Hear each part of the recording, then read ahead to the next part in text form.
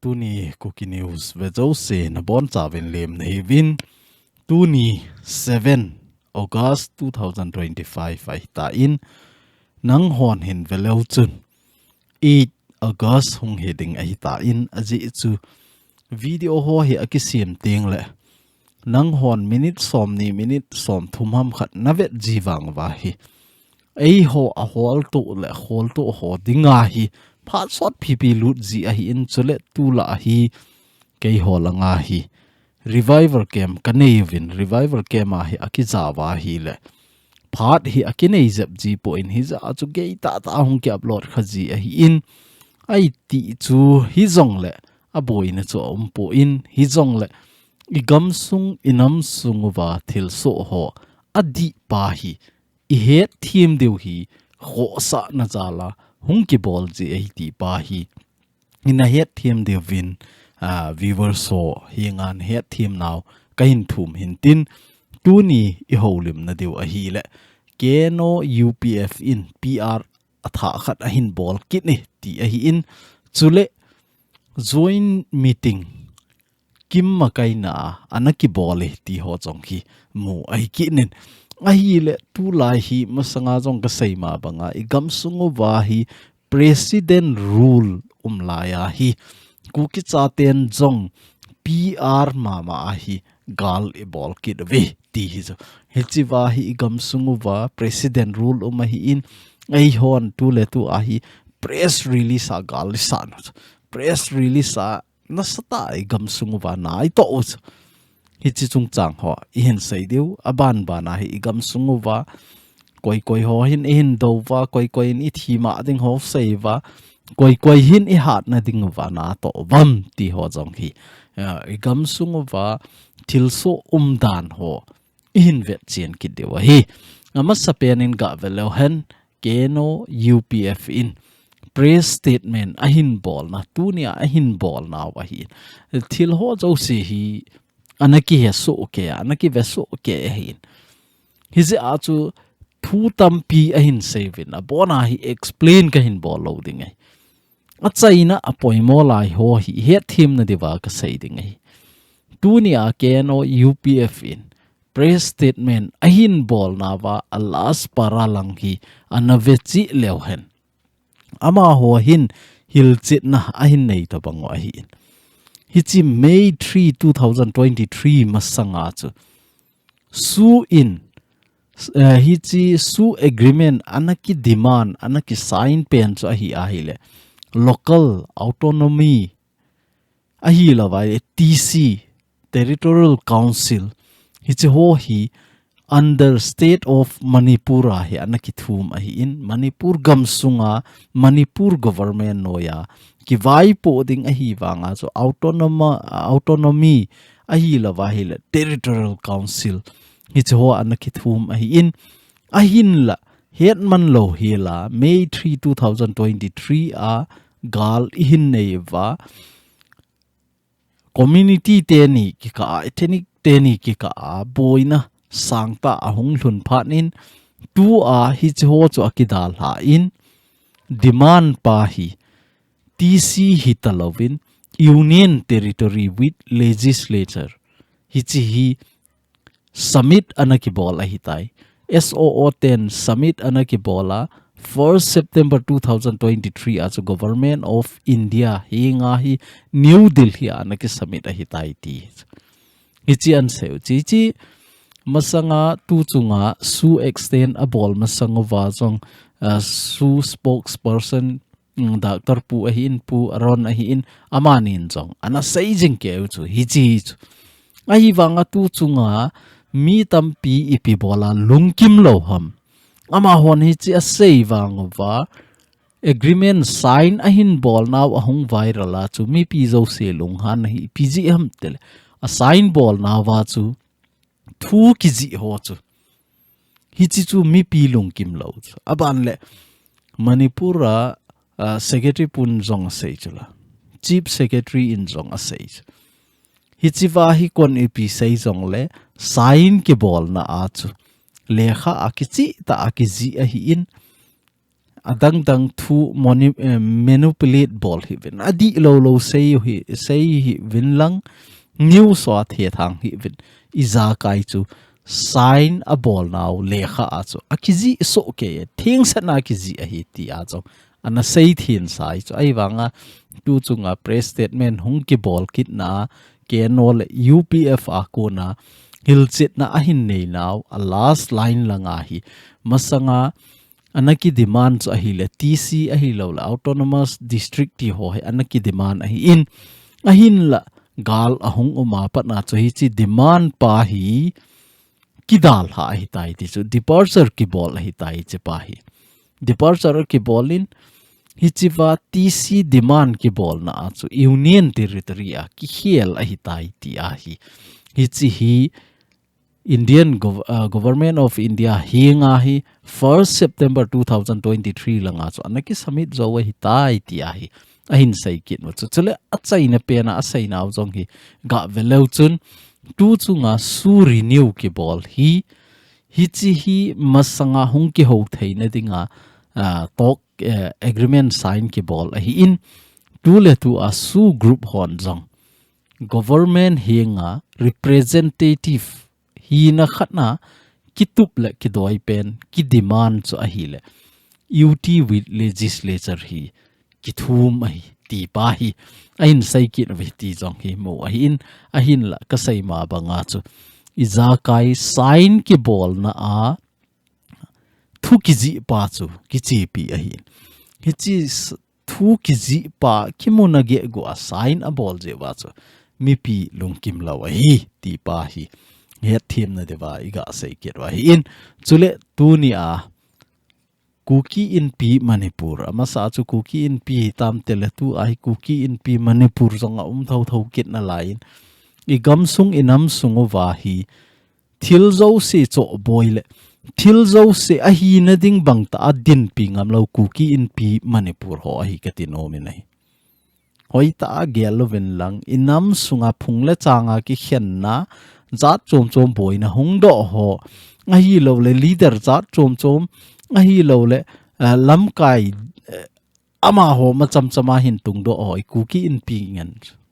Kuki Inpi Manipur vai hop na hung kon do a hi le tu ni a hi Kuki Inpi Manipur hon joint meeting ananai pi ho hi KIM ama ho hi vin aban le KIC a hi in KICDL a hi in KKL a hi in nga aban le KSO General Headquarter a hi in KSO Sisipur a hi in aban le KWU General Headquarter a hi in KWU Sisipur a hi in KWOHR a hi in KCA a hi in KCA Churchanpur a hi in Kim hi kin Kim departmental leader za chom chom ho hi cho zo se hi an to khom mo ve ti chu ni a to khom chu Kim secretary na hi an to khom mo wa ki ho lim na an nei wa hi chiwa thulu na anei ho hi mi zo se ni het na divin ga sim do hi den a chi sa ni sim nga September 2025 ni ho a Kuki nam sunga thal choi chom chom ki loi khom na le VV hon thu phone PR anabol thu a ahung ki khom chunga CSO lamkai zo sin lungel sei khom na akinei jin anoya bangin seilha na akinei tai ti seilha na nei ta cha ai le chi mi pi lungdei bang hinam a hi lo le lamkai ho bowin lamkai ho jong cha hlinga ki khom ha mi chi jong hi hoi ta ki ji lo hi ni jong le a ki loi khom naw a ki lol naw seilha na anei na ho chu point za a hin pe win hi chi chung hi hi chi wa a sei ho ga ngai la ki le han MHL KZC 4th September 2025 ni ho a ki ho naw a ki ho naw le soi kai naw thu gilta in phat sot pi akisei khom zo in vet chil na akinei jin free movement le galmi te to kicham na ding thu azaw lo je in nampi kipal na thei NAMPI ki pal na thei a hi lo zi in a phat mo na ima poi tin phondo na phondo a hi tai ti ai le chiwa KZC ho to ki saina ho wa free movement lo ati pau hi di isao hi nam kei wang chun a sign na wa chu free movement hoi ta ka moi hi free movement keu a hi po in hi chiwa anasei na wa chu a hi le KZC in anasei chu highway hon le hon lo chung chang hi ni chi chung chang a wang hi di thawai ti chu highway hi mei te ho a hung lo wang wa chu free movement lo wang a chu ni le cha ho hi hlailut jing hong pot jing hi ta chu free ta ki ha hi ni le cha ho chu free ta ki ha hi in hi za chu KZC in highway chu ke ho hon ke hon ka hong po vin aban le kha jong ka kha po ve masanga pan a ki hong jing sa hi ti le di is ai wanga free movement ti pa chu ki ji ai hi chi je a hi free movement thailo na dingai na sata kangpo pi district sunga kino to na hin ho khat jong na cha no ta chapa khat in jong a hin ho na pi do ai hi za chu free movement chung chang jong hi a ki sei poi ti hi ama hon press statement a hin bol now ama on press release a hin bol na wa chu kizi lo chu tu ni a hi chiwa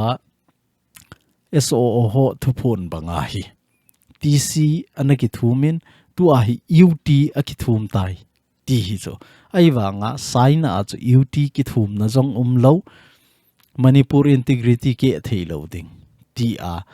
2008 na sign ke bol pa chu renew ke bol ki sun jom a hi ti hi cho a hi wanga tu nia amon chiwa hil che na nei kino hi chita bang ma a chu tu chunga Kuki Inpi hi chiwa a sei pen hi KZC in sign a bol na le kha chu ananong vet kit leu chun na mu lo wa hi le ka video ma salang chu na ve leu chun hoi ta kain ta do hin hi chiwa sign a bol na wa chu free movement chula free movement ding a hi central government in mona ki pu de wa hi chi chu hoi ta na ki vet kol de wa hi ti a se u chule center force long deploy bolovin center force tam thei pe na koi vilang safety thei ne ding a koi vin ti ho jong ki ji hi cho cho poi ti a tu ni a CSO ke ho hon phat sa na nei pau lungdon ta khare ai lo le sa pau het lo ham la ke po in hi ta chu anaki ji hoi ta sign a bol na ho umai hi chewa hi mi pi ki lep ding ai poi ani na a kilol na pa a hi le press information BPI PBI katina PBI te thu so free movement thu chang aza o hi KZC te soi kai na panglo a hi ji in dem na sangta akinei jin a hi chule political solution a toka a free movement hi kipom poi ti hi ki dai a hi le ichiwa hi eho ki confuse na dana do tai free movement thu cheng aza o hi KZC te soi kai na panglo a hi ji in ti KZC te soi kai na chu hoi ta ananong vet lew han phadi da ne athum na a hi le chun nisim li September 2025 ni a SOO group le MHA in su extend abol nawa territorial integrity of Manipur thu cheng azau sa o hi su group ho subject a hi su group ho subject a hi ti chule achi sa 3 May 2025 ni a pat Manipur mail hai to Kuki May 3 2025 ni a pat Manipur mail hai to Kuki te hi separate aki tan ahi ti ai aki hitan ahi ti su May 3 2025 ma separate hiu ham ahi lawai le May 3 2023 a separate hiu ham separate hi now hi May 3 2023 ta chu ai wanga amina separation day in phondo now chu May 3 2025 chu chu ei ma kila dan hintin chule SOO group hon zong Manipur integrity chu chapter close ahi tai tin chapter of demand join a hiel uvin MHA a memorandum api uzong CSO lamkai ho anavet sa uvin ahi hizi chun Manipur integrity thu hi CSO hon kipom lo ahi ti ahi kenen hi chiwa hi oitai gela hi le mi tampi kingol bol na dana kamu in na ken keilung gela ka se keilung gela hi ama hon hi chiwa su agreement sign a bol na wa chu a thing ta a sei dinga chu February 2024 a patna hi chi su hi anatan hi tai anatan zowa su extend bol na ding anangai to lai wa patna anaki sei chu a hi le hi chi Manipur integrity thu chu talo aban le sign ki bol na UT chungchang ki thu ma hi tai UT with legislature ki thu ma hi tai ti a hi in ahin la hi chiwa UT I thum na pawa mi tampin ina ha do penole ina ha sei penu jong chu hi chiwa sign ki bol pa chu isu ke ta wam ahi lo le tu nia UT I thum na wa chu sign e bol ta wam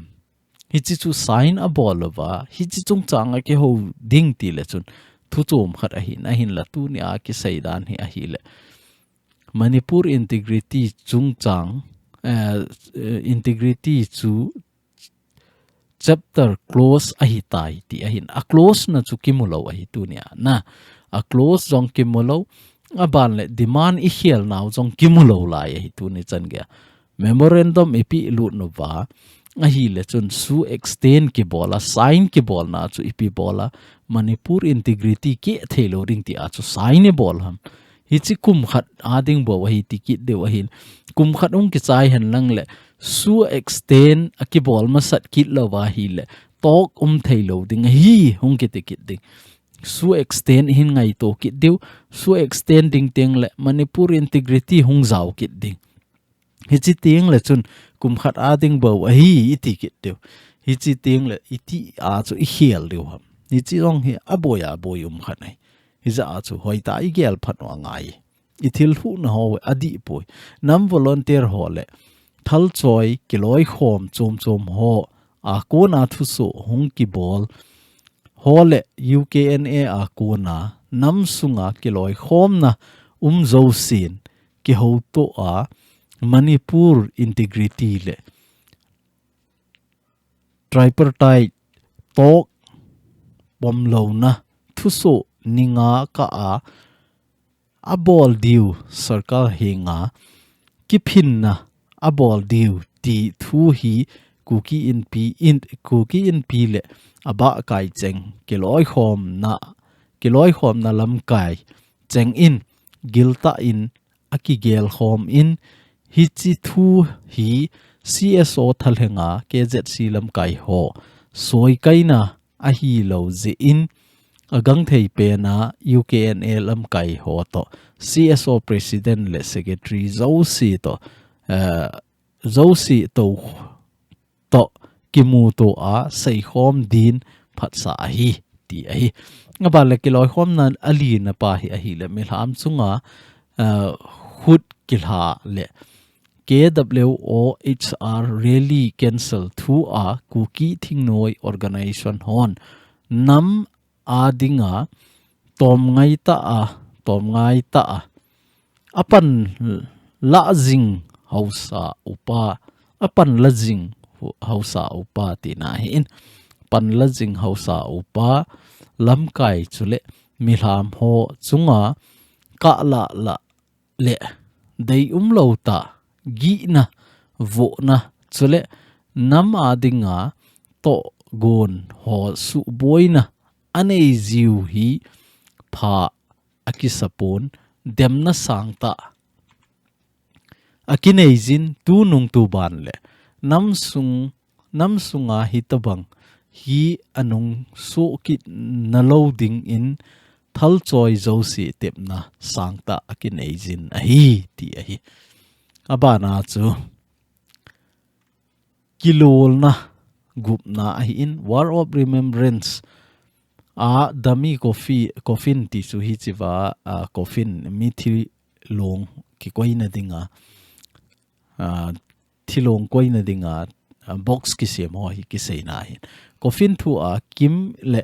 aba kai meeting date som lenga April 2025 ni ho a resolution number 5 na a ki sei coffin la do ta ding ti a anaki lol na anaki lol ha na chu velvet na akinei jin gal a thi ho kilom lo ta le za na sangta puma vuilim na akinei zo to hlon in kukite chondol a pu te PATHEN la do ta dinga tim na ananei u to kilhon na anakila do chu namdet na akinei ki tai akinei kit in ahi ti ahin la tu ni ahi ga velau chun hi chi to bang i bol bang wa hi chawai mi thi ti na da zong ahi de poin ahin la modi hung sung be ahi vet sa oi ten koi hui ti ai za chu tu ni chan ge a jong hi achil ha jingin modi in kuki chate gamsung ahin vil ha na dinga hi ivet sa chu kilom zo hi ti jong hi ki sei do nomin kilol na sagi na hi ahi le prime minister hung khol jin ding thu India gam vaipo PM Modi hung khol jin ding thu phat masa kim le aba kai chule tribe leader ho to ki ho hom na that som thum August 2025 na bang in a hoi na thei chan le kilom ta a nammi pin lim na neiding chule mei thei gal je a idin mun igen thei ha sat now chule ima khodiu political solution ding nge na sangta nei ding in phatsa ahi hi chikin a mopo ding in KIC ngansi na thingset kipi ahi ti hi ahi in ahin la hi chiwa hi tribe tina leader ahi la waile tribe tina student body hon jong ana sei sa wa hi ta in PM Modi hung na ding ni ho hi black day ku ki cha te adinga black day ni ho ahi in tu ni chan ge ya I macha Indian government in kuki cha te sang te la athi na chunga I macha thutan nan jong nei lo tu ni chan ge ya I macha kuki cha te na sa na anei lo vet sa na chu hi chiwa hi koi machan kuki cha te sang te la I thi ni wa koi ma lam lo ding hi tia cancel ana bol wa hi in ahin la tu ni ai Kuki Inpi Manipur hon anoya ba kai hoto ke ho hom na ananei vin hita chu PM Modi phateta lim ding hi ti hi asai ki tawi ti su mu a hi in hi chiwa ka sei do nom pen chu a hi le ei ho hin risk ilangam povin mi hiam khat chun lo thing tang nge a hi lo le thil khat chu bowling e tia ikita asanai le risk la angai risk be ya chu I ma cha hi lo ai tu ni a Indian government lung handing ikichat no ba hita hi ipan no ba hi le ka thu anung nai tia inoi si jing de wai ngi za cha hi the ai le PM Modi ahung ai le ahung ai tai politics iti win politics bol dan lai he po win tu ni chan ge ai ho hin politics iti ti wang wa hi I ma sa I lol heng lo wai a thing ta a sei ding a so politics ang ai poi highway kha ta no hitin I bol thei chan bol lo hitin I gen thei no mo le gen thei taute I gen thei lo vai le hoi la ya chu lol hin na imu diu ham tu ni a jong hi highway hoi ta kha hoi te ki phin ta le highway hoi ta hong thei lo ting le email mo ho jong i zo diu central government jong i thuzun nun diu a hin la tu ni a hi e ho ku ki chate central government in hi ti ding a he ti le i bol jing je wa hi ama hon jong ka thu anung nai ti ta banga e bol wa hi ti pai ka sei do no mi nei chule hi chiwa news khat jong hi ka va ki le chu tu a chu izan ham khat press release hung ke bol na chung changa het thim na diwa mi pi ten ilungelu i hei koi kha lo na diu a hi lo le adi lo lang ta chu hi nge a hi e ti lo na dinga chu iga sei wa hi a hi le tu a hi the Indian Express journalism a ko na hi ga velo hen hi chiwa the Indian Express newspaper a anaki sei chu hi le explain ti chu I explain now hi a thuna sim no vai jong le hi chi the Indian Express a na lut nu vin lang hoi ta na sim su leo chon ama hon a sei na wa chu PM Modi in Manipur a hin visit na dinga a zi point ni api zi wa PM Modi in tu chunga hi Manipur a hin vil ha ding hi tis a hi le hi chi wa point ni MHA le tu chunga e ho ku ki cha te thalenga representative chi hon point ni api pau chu ipiham hi che ho je a chu ipi bola PM Modi hung ki gong ham iti a hi le ama sape na hi ga velo chun su agreement sign ke bolta ku ki chate nam sunga thal choi ho tilhen su KNO and UPF hi hi chite ni to negotiation hoita ke bol thei phatna hi chi renew a ke bol phatna chu tu chunga hi ama hin lungel nop na khat anei tai ti ani na a chu a hi le Chursanpur a kona KZC ki form ti chu Kuki Civil Society Organization KZC ama hon decide abol wa National Highway to Free Movement ding a hi ti a phone do na nei taus ni cho ho je a chu tu a hi Modi hin agela hi le o Manipur boy na chu athi pa hi tai free movement ho thei ta a hi lo wa hi le KNO UPF in su agreement hoita sign a bol theita wa tu a sign a bol na wa renew hi cho chiwa hi na a sei chu het in jo wa chu ka sei hi tain na het thim lo wa hi le a lui pa chu renew a bol le cha lui pa chu a khial wa a tha khat a thu mo hi lo chu TC a thum pau chu hi chi hi kat la taw tin UT ka thum de wa hi tai TI a thum hi lo pi hi chi TC a thum pau chu renewable chu asu tha ke asu zo mo ti di hi cho ho a hin su zo mo wa SOO group ho chu thip ta chu sign a bol ta chu a hi le Chursanpur a kona Kuki Civil Society Organization KZC hon pan a hin la ki no wa mail heile Kuki ki ka free movement thei ta ding ti a hi a sei je wa chu tu a hi PM pa jong hin agam sung wa boina ta pon ti ki chi jong le I ma cha boina ta pon ti dana chu lungnop na khat anei ta chu aji chu ama sa chu so ho to sign ki bol ta lo chu a hi wang ki he them na jing na lai hi jong le sign ki bol lo in zo khat le ga ki chi han lang wang sit na khat ki to le pi chu ki cha e ho chung ki bol lo mai the ai wang ma chun ki cha a ki cha je a chu tu a hi a ki cha na point te ni su a ki chai phat na chu hung dinga ki gong hi chi keu chu hi lo wa ma hin tu chung a hung na a hi government popular government tha khat sem do na dinga hi policy na sata ne wa tu a zong hi Manipur governor pa ina hi MLA MP mai te ho hi a phat chenga hlailu no wa closed door meeting amazing veti ho zong hi kimu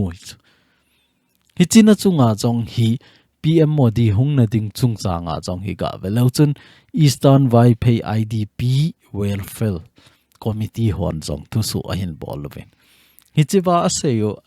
Eastern vai phei kiti ho hi het thei diu khat chu kampu pi district ngin a HOUTE hi chi island block atina langu phaileng mall area langa vai phei cheng ho kho som nga wa lang a hal ha na langu chu chi hi chi lang ho chun tu a hi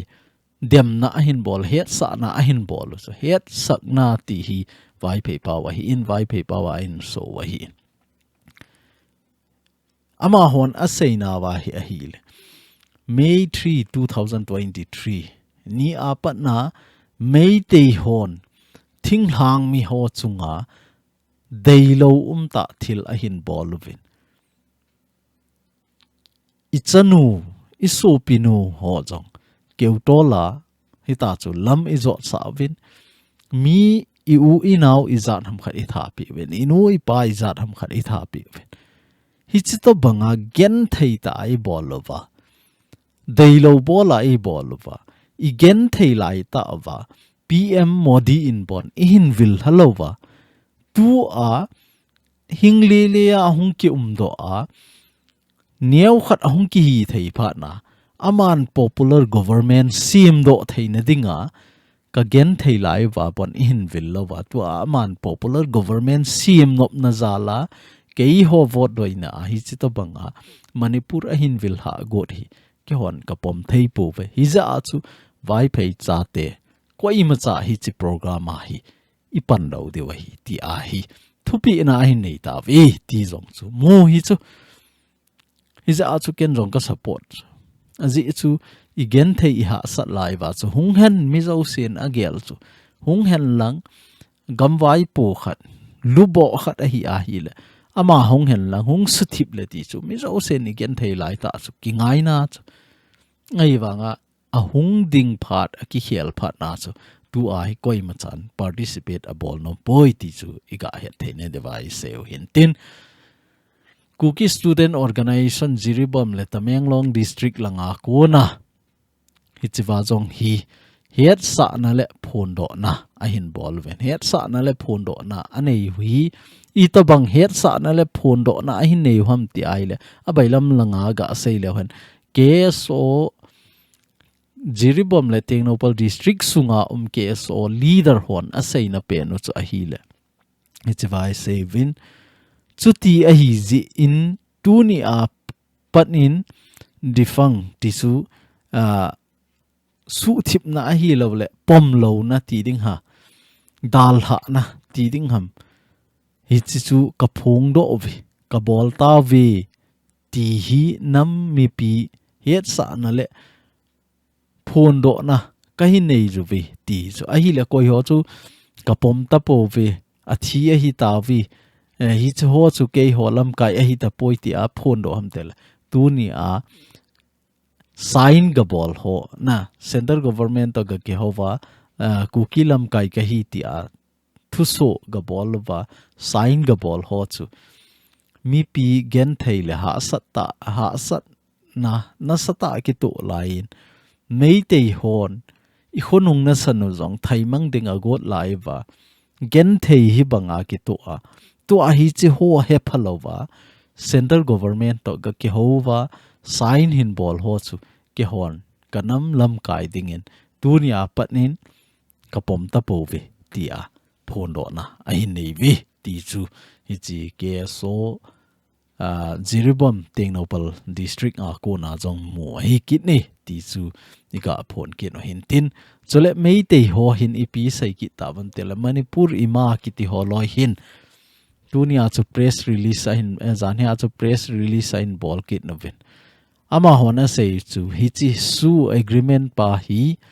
KNO UPF ho hi masanga pana hung chil ha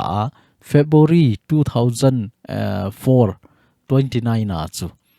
Manipur government in jong anadei ta lo ji in hi chi hi February 29 2024 anaki su tan a hi tain anaki su hai a hi tain anaki lado a hi tain a hin la 4 September 2025 ahung ki su job kit pa hi ke hon kapom thei ta po vi ti a hi phon do na hi nei bin chule hi chi hi Manipur government in asai dung zuya KNO UPF hi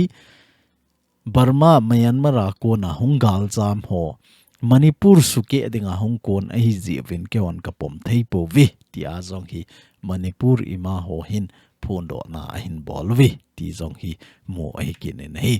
hi bana zong hi tu ni mama ach Foothill na ga hon zong thu so a hin bol kit ta ven hi chi thu so a bol hi Foothill na ga ho a ki ti teng le hoi la ya bo yu ham ti a hi le ama ho hi lam ka le kang po pi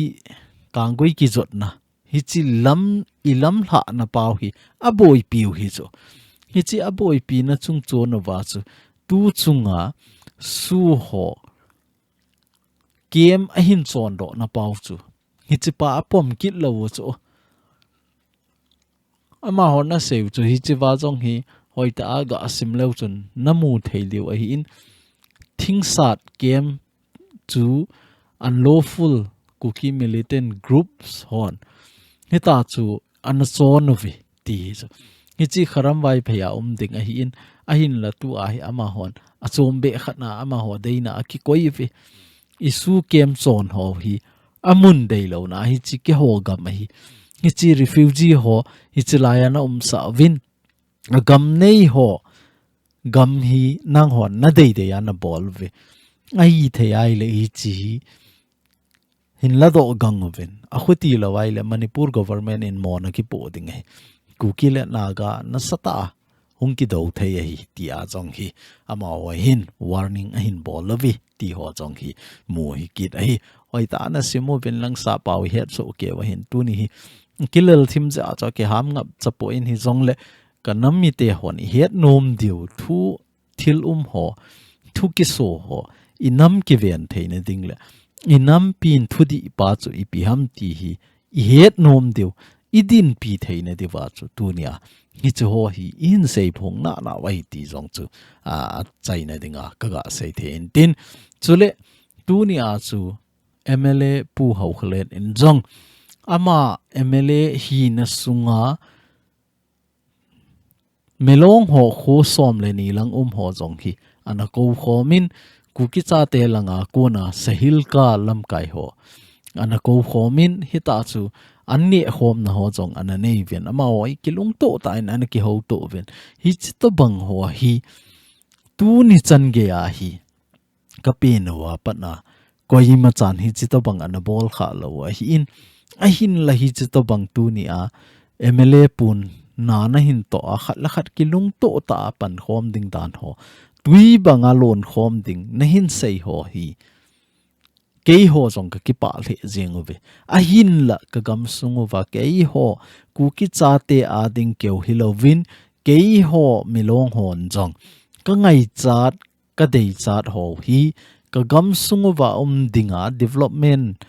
hi theina ho hi nangin jong nei ngai kho pi ding hi ti pa hi wa ana save ti jong chu mo hi in a hin la tu ni a hi chewa hung khom ho jo se kilung to tain ana ne khom movin ki pa tain a ki hian kit no ve ti kinop to na ho jong ani ve ti hi chi hi a hi in a hi THEI le I chen khom pi ho hi hoi tai pan khom mo vai le Foothill na ga ho hin I pi sei jong lew hi chi ho a hin til do thei lo na deu tampi hi ta hi chi to bang ho hi politics ki ti khat langa khat hon I pi sei jong le I gam sunga ho hi e hon I ki hlep lung da mo wa hi le ei ho thu thu ai ama hon pan langam lo de wai hi chi chu politics ki ti hi chi chu politics chi dan jong hi hi za chu kana mi te ho inam sung igam sung gen thei lai ta kal son dan hi ithep ngai